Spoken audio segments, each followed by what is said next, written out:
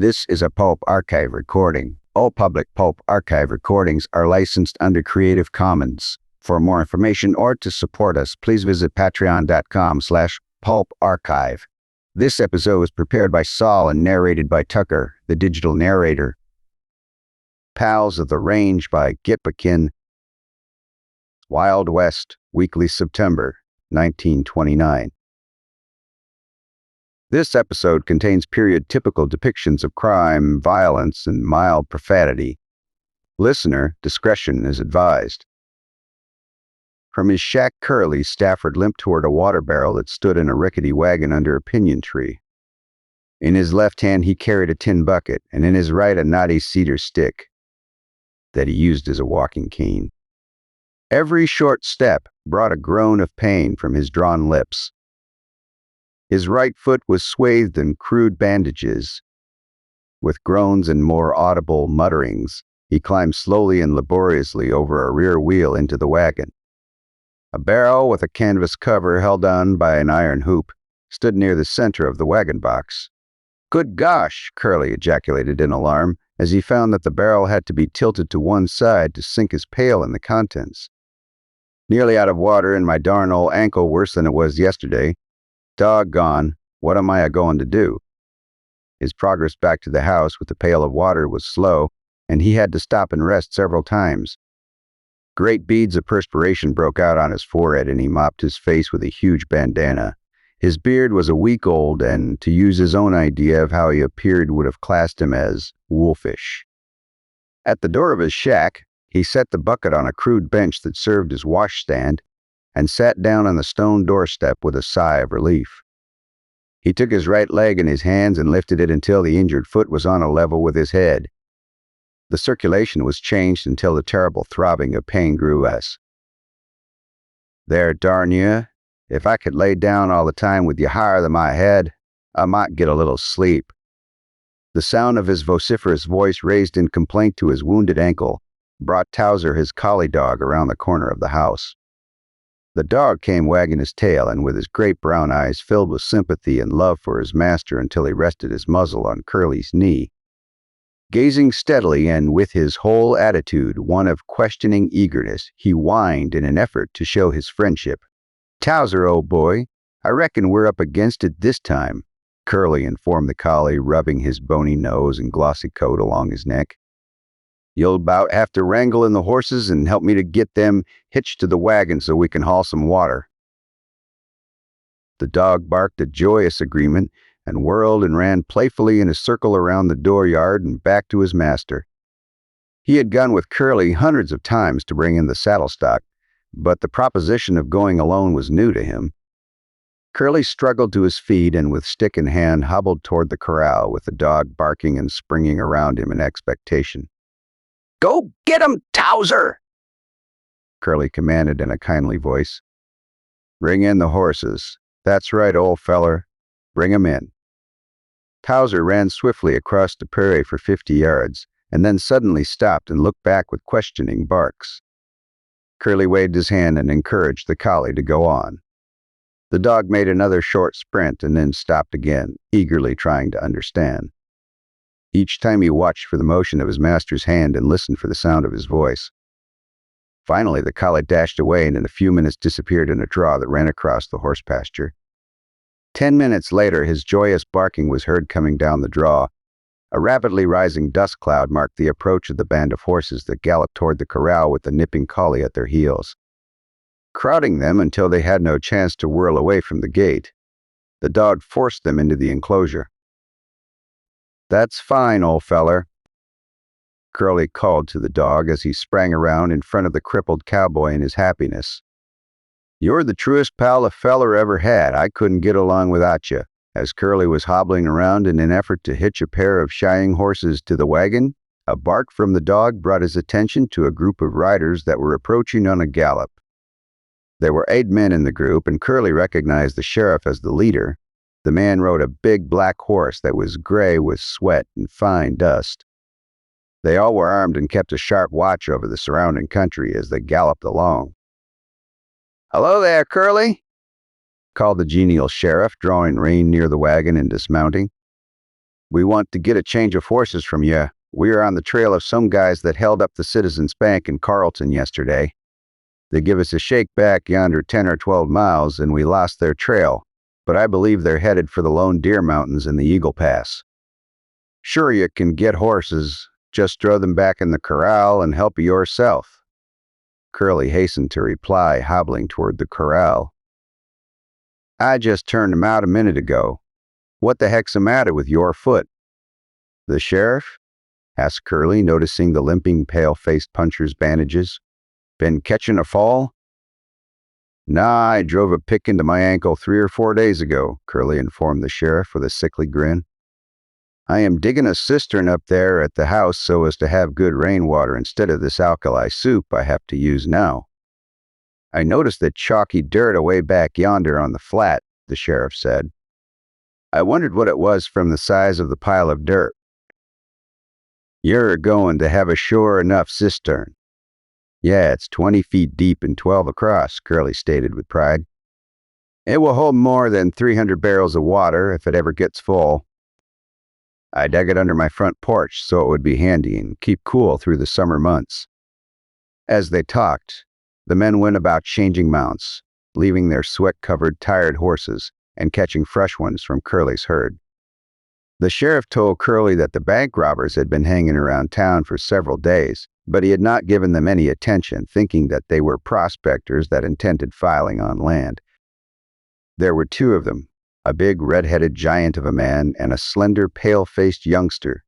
They had robbed the bank at the noon hour the day before, when everybody was indoors.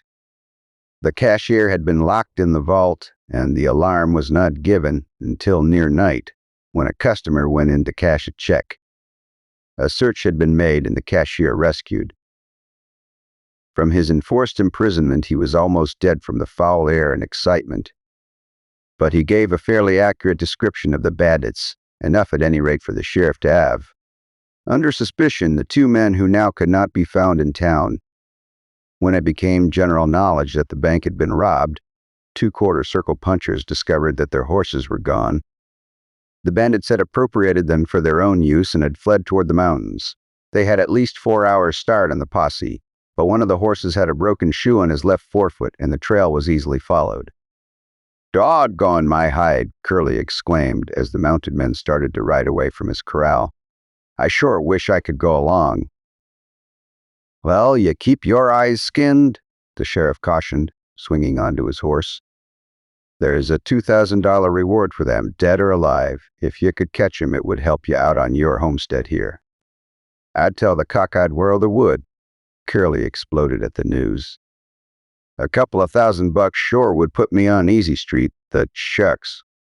I've got to be crippled up here just at the wrong time. So long, sang out the sheriff, striking a sharp gallop from the first jump. We'll see you later. After the excited posse had gone on in a cloud of dust, Curly proceeded to hitch up and drive to a spring back in the foothills for water. His foot pained him so badly and he was so awkward in moving about that it was almost dark when he returned. Hobbling around, grumbling about his tough luck and being crippled just when he might have picked up some easy money by capturing the bandits, he unhitched his team and went to the house to prepare supper. He had been so busy with his self-pity and lamenting on his condition that he had not noticed a cloud forming in the northwest. Just as he was sitting down to his lonely meal, the wind struck the house, a rattling of windows. The racing chorus across the yard of cans and loose boxes brought him to himself. The dust filled the shack until he could scarcely breathe, and the wind grew in power. A regular old-timer, Curly commented aloud. What about it, Towser? Do you reckon we'll get our cistern full? The collie nuzzled the puncher's hand and sat down with his front paws upon Curly's knees. The youth patted his sleek head and laughed at the dog's efforts to make his love known. Outside, the wind roared and moaned around the lonely shack. Presently, big splattery drops of rain began to fall. 30 minutes later, a regular downpour was roaring across the prairie. The lightning flashed and great claps of thunder pealed out, making the earth tremble. The rain spout that Curly had nailed to the roof to run the water into his new cistern ran over and couldn't carry the water off fast enough. The water, rushing into the cistern, created a hollow-sounding roar that mingled with the noises of the storm. For more than an hour the storm raged. Peering through the window, Curly chuckled in happiness at the sight that met his gaze. The whole face of the earth was covered with water. "Old Towser, I reckon this is better than being with that posse out yonder, ain't it?" Curly spoke to his trusty companion as much in earnest as if the animal had been a human. "They'll never catch them guys now. But boy, how I'd like to get a chance at 'em. I reckon we could handle a little roll of money just about now, old feller?" The dog licked his hand and whined his approval of whatever his master was talking about as Curly hobbled about the room. Towser kept by his side with uneasy eyes and tail drawn in. He was desperately afraid of lightning, and the storm's raging filled him with fear. The storm passed over, and the lightning flashes grew less vivid. The thunder was a mere rumble, and back in the west a star appeared through a rain-washed crevice in the clouds. Curly hopped to the door and opened it to look outside. Towser was pressing closely against his legs in an effort to keep near his master. The rain had ceased and the gutter was dripping as it drained the water from the roof. The trickle of water splashing into the half-filled cistern sounded very cheerful to the homesteader. Going over to the cistern, Curly peered into the darkened interior. The sound of the dripping water was just below his feet. He decided that there were many barrels of water stored away for his use. This was indeed cheering news. Meant no more water hauling for several months before the cistern should be entirely empty. It surely would rain again. He secured some loose boards and placed them across the top of the cistern. It was a precautionary act that might be a lifesaver. There would be no chance of him falling into the cistern sometime when he was returning after dark. He decided that before he called it a finished job, he would place a securely nailed top on it and get a pulley and bucket to draw the water out with. A low growl of warning from Towser, who was curled up on an Indian blanket at the foot of Curly's bed, brought the sleeping puncher up in bed. He rubbed his eyes and listened intently. He heard horses approaching. The posse was returning. Evidently, the homesteader made so much haste in slipping into his trousers that he gave his wounded ankle a jab that brought a howl of pain and rage from his lips. The dog crept over to his side in sympathy, but with his alert ears cocked for any other sound that might come from the outside. Curly hobbled toward the door and noticed through the window in the south end of the room that the moon was shining brightly. The storm clouds had gone on, and it was calm and damp, with many night insects chirping in the dewy air. "Hey, in there!" came a rough voice from the yard before Curly could open the door. "Open up and make it snappy." "Is that you, Hayden?" called back Curly, using the sheriff's name. "Get down and come on in." "Huh?" came back a voice in derision. "Hayden ain't likely to come to see you soon. He's gone on a goose chase. You ought to know, young feller, that we've got you covered, and if you want to die young, you just start something savvy." "Oh!" exclaimed Curly with a catch in his voice at the realization that this wasn't the posse but the bandits themselves. "What do you want?" "We want something to eat and the change of horses," informed the spokesman of the bandits. "What time do you reckon it is? Must be near daylight, ain't it?" Curly had left his 6-gun hanging at the head of his bunk. In his present condition, he knew that it would be a hopeless task to make an effort to get it, and the chances were that he would be murdered should he try it. He suddenly decided that he was requested by taking as much time as he could in serving their meal. He hoped he would be able to hold the crooks until some members of the posse returned. "Yeah, it's after 4 o'clock, he replied, putting as much friendliness in his voice as he could. "You boys get down, and I'll rustle up some breakfast. Muy pronto." The two men slid out of their saddles with grunts of pain. Before this, they had not ridden much for some time, and the strain of staying in the saddle almost continuously for 36 hours on a stretch had made them stiff and sore. They tied their horses to a tree that stood near the door and came stumbling into the house. "That darn storm throwed us off our course," one of them remarked, hovering near the stove in the corner. "I am so cold my teeth rattle. You got any horses here, feller?" Yeah, answered Curly, in a voice that carried sincerity in it. I got several head, but we can't find them until daylight. I'll get your breakfast first, and then we can wrangle them. What's the matter with your foot, feller? The red-headed bandit queried, looking closely at Curly's foot. Horse take a tumble with ya? No, I just finished a cistern, and the last day's work I hit my ankle with the pick, and it like to put me out of business, Curly informed him with a grin. That rain sure fixed me for water this summer. It filled my new cistern half full or more. The smaller of the bandits began to snore in the corner as soon as the warmth of the fire took the chill out of his hands and blue lips. The big fellow sat with his eyes riveted on the door and his big right hand hovering near his pistol butt. While Curly hobbled about the room preparing the meal, Towser followed at his heels with his bristles erect and his lips parted in a snarl, showing his white teeth. He had no love for these men, and he was not willing for his master to be unprotected if it were in his power to shield him. Just a word from Curly, and he would have attacked the bandits. Say, young feller, called the big bandit sharply, don't you get too near that gun of yours over there, or I'll about have to take a shot at you. Ah, that's all right, feller, Curly said with a chuckle. I don't want to start nothing. Well, you'd better not, the big bandit threatened. I ain't a-going to run no risks anymore.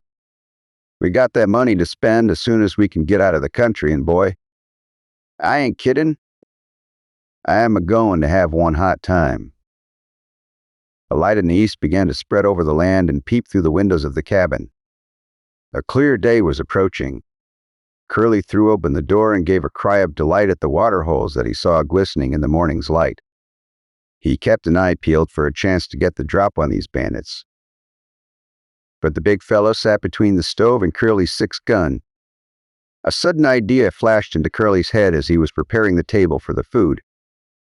Say, fellers, he exclaimed in a cheerful voice, suppose I set the table out here in the porch where you all can eat in the cool of the morning. That's all right, Waddy, said the big bandit. That would suit me to a T. Then to the sleeping man, say, Snaky, wake up and let's eat.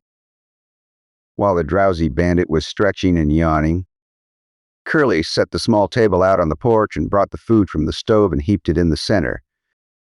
Knives and forks and plates followed. He seemed to take a real delight in serving these hungry men with the best. He had fumbled around among some loose boards in an effort to get the table on a level. The big fellow noticed his careful arrangements and remarked about it. You needn't take so much pains for us, Waddy, he said with a grin. Ah, you fellers are my guests, and I want to give you the best I've got, Curly informed him, as he brought out a box to serve as a chair. I only wish I could give you what I really want to. The bandits looked sharply at him, but failed to see any signs of jest or threat in his voice or appearance. They came out and washed their soiled faces in the cool rainwater that Curly had drawn from the cistern. Placed on opposite sides of the small table, Curly had them in as compact a form as he could get them.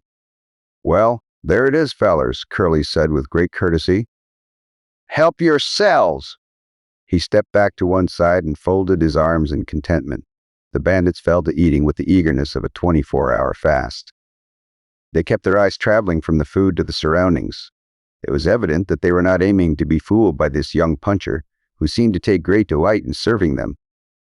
Curly had noticed that the big bandit had brought the 6 gun from the bedpost when he came out, and had laid it on the corner of the table where he could have it handy in case he needed it. The bandits' own guns were in their holsters, but were in such position that they could be drawn quickly. This is a nice little gun you've got here, feller, commented the big bandit, fondling the pearl handle and sighting down the barrel. Yeah, it's a dandy little gun, Curly replied. He used to belong to my brother, but he got killed in the Lincoln County War. One of his pals sent the gun to me. As the 2 bandits rose to leave the table, Curly called out, Get 'em, Towser? Get 'em. The collie sprang at the 2 men, with teeth shining and bristles erect. Curly at the same moment threw his weight on a board that ran across the porch at right angles to the floorboards. The sudden movement of the men and the fact that their attention was centered on the dog's actions was their undoing. The board that Curly slid a few inches released the ends of the boards that the table and men were on. With a crashing noise and smothered oaths of rage, the man, table, and all its contents were dropped into the cistern. Splash! The whole caboodle went under the water. In a moment, the men came up and, spluttering for breath, struggled in the icy waters of the 20-foot deep cistern. "Why, doggone, fellers!" Curly cried out in pretended alarm.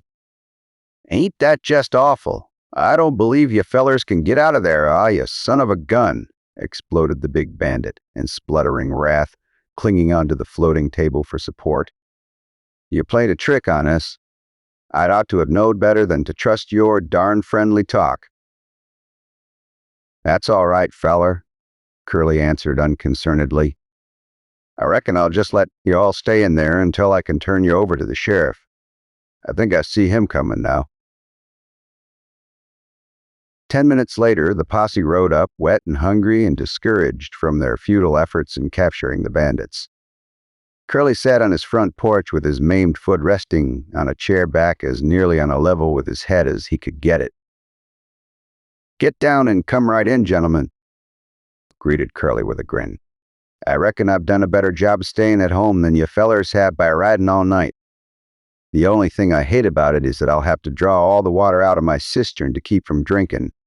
Water that is flavored rather strongly with bank robbers and dirty socks.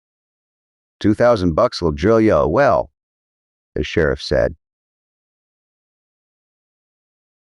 The Prisoner in Paradise Valley by Collins Hafford. Wild West, Weekly, September, 1929. This episode contains period-typical depictions of crime, violence, and mild profanity. Listener discretion is advised.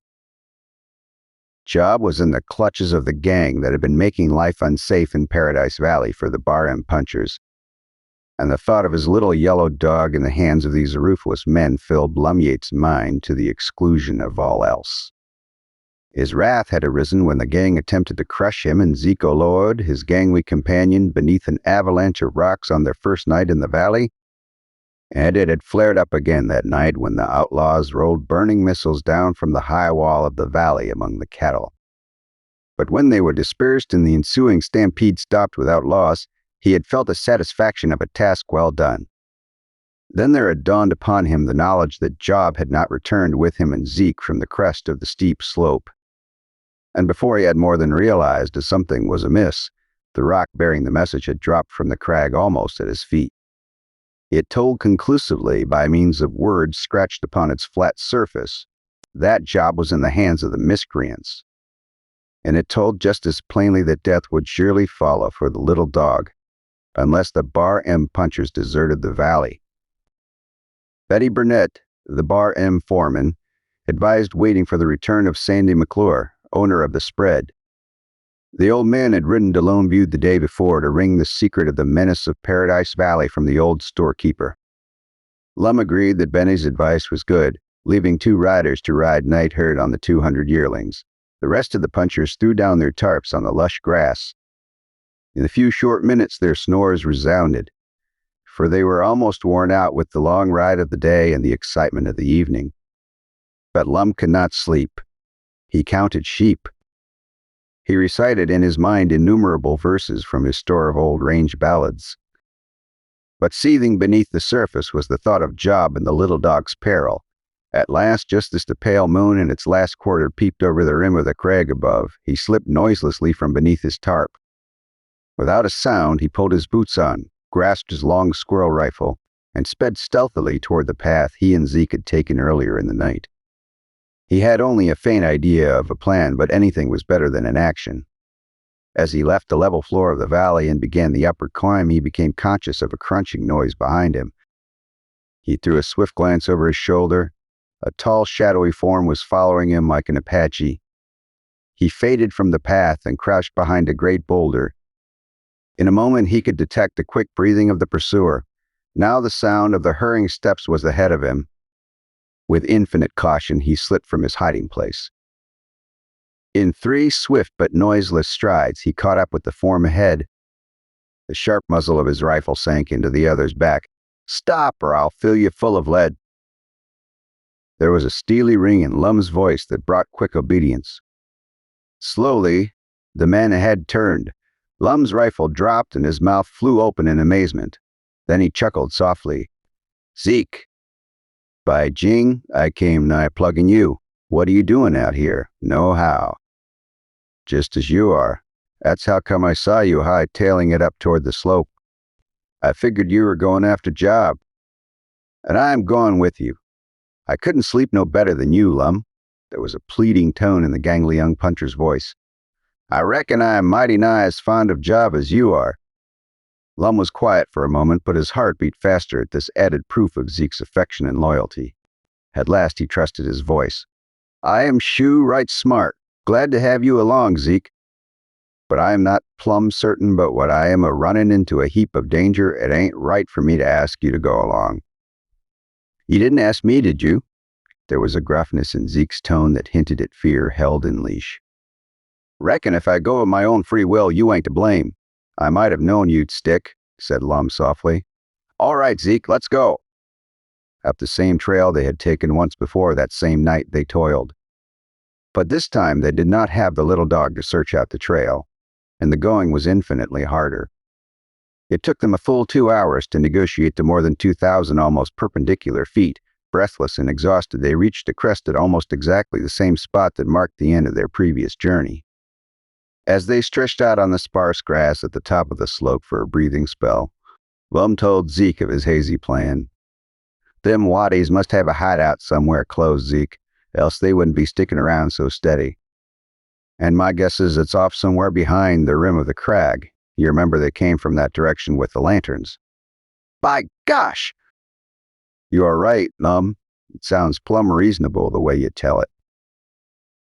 And wherever the hideout is, there where we'll find job. What I was planning on was to hunt for it. They won't be looking for us tonight. They'll figure we're plenty busy with the cattle, and more'n likely they expect us to hightail it tomorrow. Maybe they'll even have a light. If they do, we ought to be able to spot it." "And then what?" Zeke's question was short, but to the point. "I ain't got that figured out," answered Lum slowly. "That'll depend on the lay of the ground. But I do know that I ain't a-going back without job." Cautiously and slowly, the slim Missouri puncher led the way, and his gangly companion followed. Around great boulders that cast weird shadows in the pale moonlight, the 2 young stirrers made their way over fallen tree trunks and through thick underbrush where queer sounds made their hearts beat like trip hammers. But always they kept the direction they had mapped out in their minds. After an hour's laborious trailing, Lum stopped and whispered to Zeke, "We must be right nigh the place that slide started last night, and where the rock came from tonight." Zeke nodded, but to make sure they wormed their way toward the edge of the crag. Flat on their stomachs they looked over and down. The sheer drop almost sickened them, but they forced themselves to look closely. At last Lum's keen eyes made out the shadow that would be the rambling log house. It was almost directly below. Satisfied, they crawled backward. "Phew," whispered Zeke, with his first long breath. "It's sure a long ways down. No wonder that chink was so busted up when he dropped. I'd hate to go over it, you bet." Huh? Now I'd hate to have job go over," answered Lum grimly, shuddering in spite of himself. Both young punchers agreed that the hideout was likely some distance from the rim of the crag, but that it was nearest this point. The only thing to do was to search the rough rocky ground. Inch by inch it was dangerous, doubly so now for them to separate. Again Lum led the way, but Zeke followed right at his heels. It would be the boulder-strewn ground dropped sharply from the rim of the precipice. Stunted trees and thorny underbrush grasped at their clothing and scratched their faces and hands. They barked their shins on unseen rocks and stepped into hidden depressions. But they kept doggedly at their search. For more than an hour they slipped and slid, clawed and dug their way into the almost impenetrable badlands. Lum estimated that they were now a full half-mile from the crag's rim, and as yet they had not seen or heard sign of any other human beings. At last Lum called a halt. The two discouraged youngsters threw themselves flat on a little patch of grass that grew miraculously among the rocks. "Reckon it's too much of a job, Zeke." "We just as well." Suddenly Lum stopped. His slim hand clutched Zeke painfully by the arm, but Zeke was unmindful, for both had heard the unmistakable nicker of a horse. "You heard it, Zeke?" Lum's question was almost a statement. "It was a hoss, right enough," answered Zeke in an awed tone. "And that can mean only one thing," declared Lum slowly. "The hideout is right close. I made out that the sound came from on back a little piece. Did it sound that way to you, Zeke?" "Not more'n 100 yards," agreed the gangly young puncher. "Yo, stick right here, Zeke." Lum spoke with authority that stamped him as the unmistakable leader. "I'll scout out. The lay won't be gone more than 15 minutes. Don't move from this spot." Before Zeke could answer, the slim puncher had faded into the darkness. And almost to the minute that he had promised, he returned just as noiselessly. "There is a little log cabin down there, Zeke," he began excitedly. "It's bound to be the hideout. Mighty well hidden, a little hollow tree stick all around it. We never would have found it if the hoss hadn't nickered. Did you find job?" There was excitement in Zeke's voice. "It was as dark as the pit," answered Lum. "Not a light or a sound, but I'll bet Job's there all right, and if he is, we got to get him." "Yes, but how?" queried Zeke. "I was thinking of that coming back, kinda. Got an idea. We'll sneak up right close. Then you'll shin up a tree right near the hoss shed. I see one there, big spreading tree with thick leaves." Speaking rapidly, Lum sketched his plan to Zeke, and the gangly youngster's eyes opened wide as its details were unfolded. Never yet had he become accustomed to Lum's keen and imaginative mind. "It might work, Lum. Fact is, I am sure it will. Lest there is more of 'em than we figure." At the very edge of the little valley, the two youngsters separated. Zeke skirted the gentle slope until he was just above the horse shed. With infinite caution, he made his way down. Now he stooped and filled his pockets with rocks. Then he shinned up the spreading tree that overhung the tiny corral. Here he awaited the signal. Nor did he have long to wait. The hoot of a prairie owl came softly through the thin mountain air. Anyone who knew the mountains would have thought it strange that a plains bird should be up in the high hills. But apparently Zeke's ear was the only one it reached.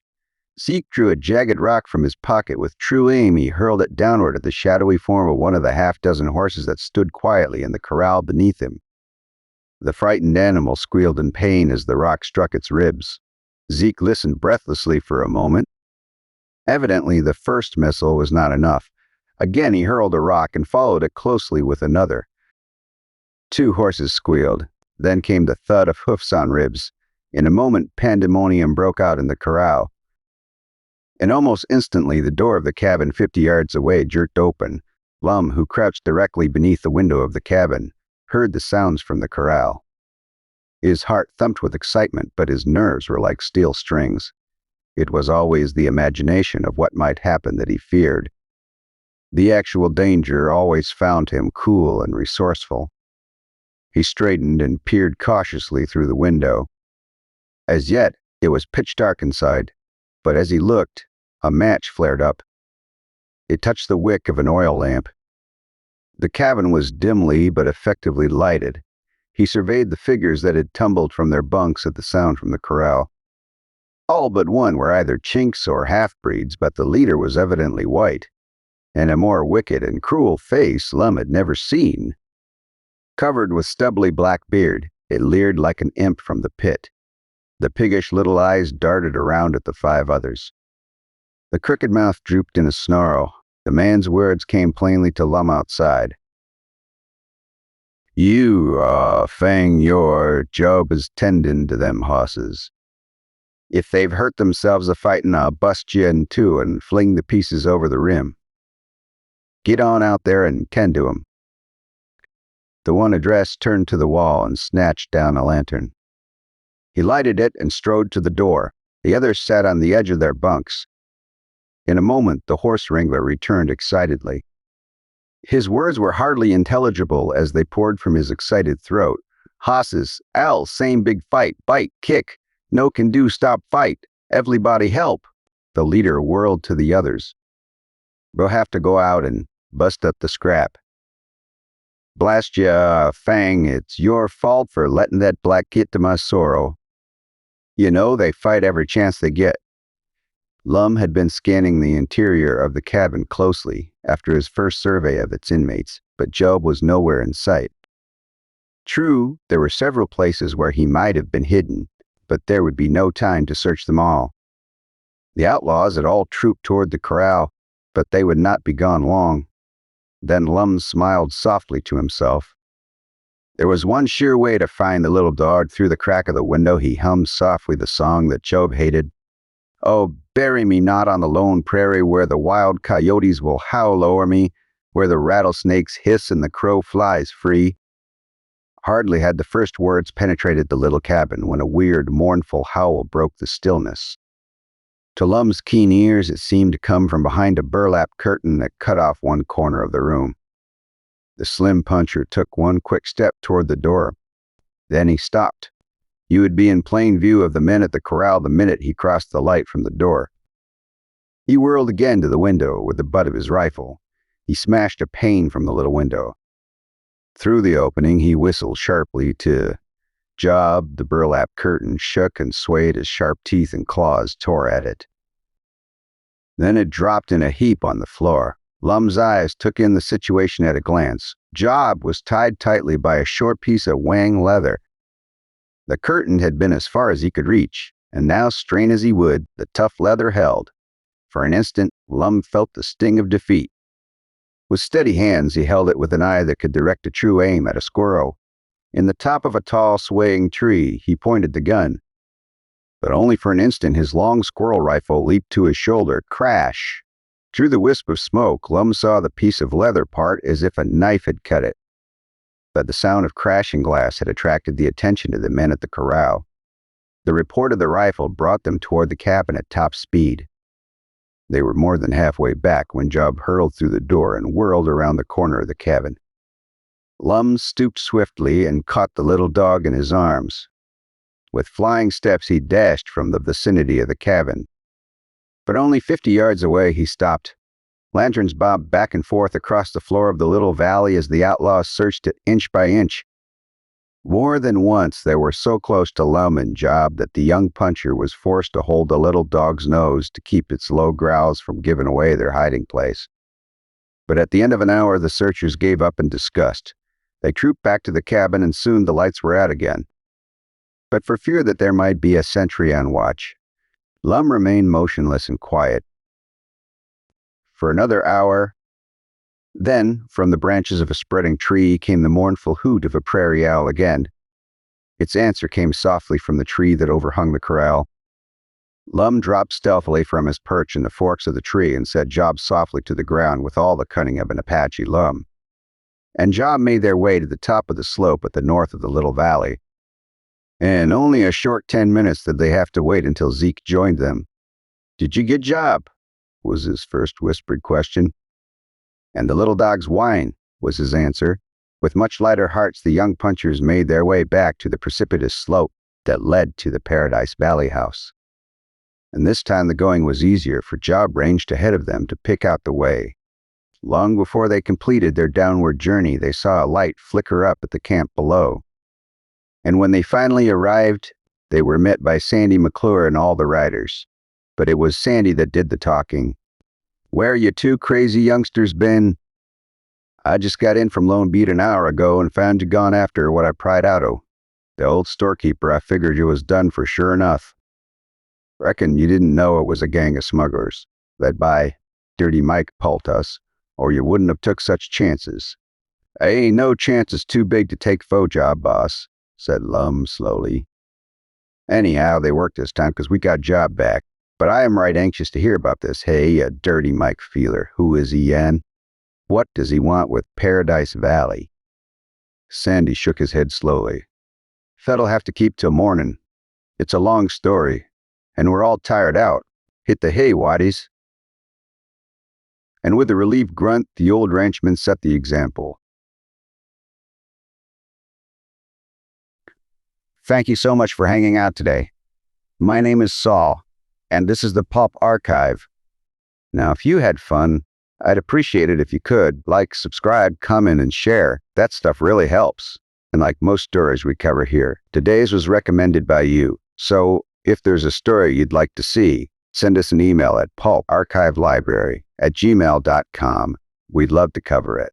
If you'd like to support the podcast and keep us going, consider becoming a member on Patreon. Just visit patreon.com/pulparchive. For a few bucks a month, you'll get access to all our podcasts, narration of complete issues, and private explicit episodes that wouldn't be allowed publicly. We feature almost every genre of pulp fiction, horror, detective, western, and even sports. Special thanks to our patrons who make the podcast possible and make every episode of the Pulp Archive happen. Every episode is dedicated to our Patreon members. I truly could not do this without you.